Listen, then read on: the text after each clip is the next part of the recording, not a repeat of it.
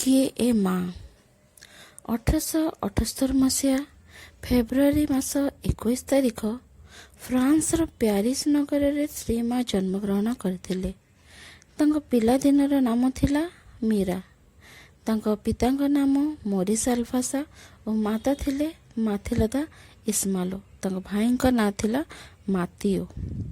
ପିଲାଟି ଦିନରୁ ସେ ଭଗବାନଙ୍କୁ ଧ୍ୟାନ କରୁଥିଲେ। ସେ ଘଣ୍ଟା ଘଣ୍ଟା ଧରି ଧ୍ୟାନମଗ୍ନ ହୋଇ ରହିବାକୁ ଭଲ ପାଉଥିଲେ। ସେ 13 ବର୍ଷ ବୟସରେ ଆଧ୍ୟାତ୍ମିକ ସାଧନା ଶିକ୍ଷା କରିଥିଲେ। ସେ ସ୍ୱପ୍ନରେ ଶ୍ରୀ ଅରବିନ୍ଦଙ୍କୁ ଧ୍ୟାନ କରୁଥିଲେ। 1914 ମସିହାରେ ସୁଦୂର ଫ୍ରାନ୍ସରୁ ଶ୍ରୀ ଅରବିନ୍ଦଙ୍କୁ ଦେଖା କରିବାକୁ ଭାରତ ଆସିଥିଲେ। 1915 ମସିହାରେ ସେ ଫ୍ରାନ୍ସକୁ ଫେରିଗଲେ ଓ 1920 ମସିହାରେ ସେ ପୁନର୍ବାର ପଣ୍ଡିଚେରୀକୁ ଆସି ସ୍ଥାୟୀ ଭାବେ ରହି ସେଠାରେ ସେ ଆଶ୍ରମ କାର୍ଯ୍ୟରେ ସୁପରିଚାଳନା କଲେ।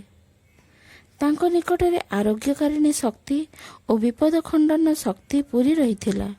ତେଣୁ ବହୁ ଭକ୍ତଙ୍କର ସମାଗମ ଆଶ୍ରମରେ ହେଉଥିଲା।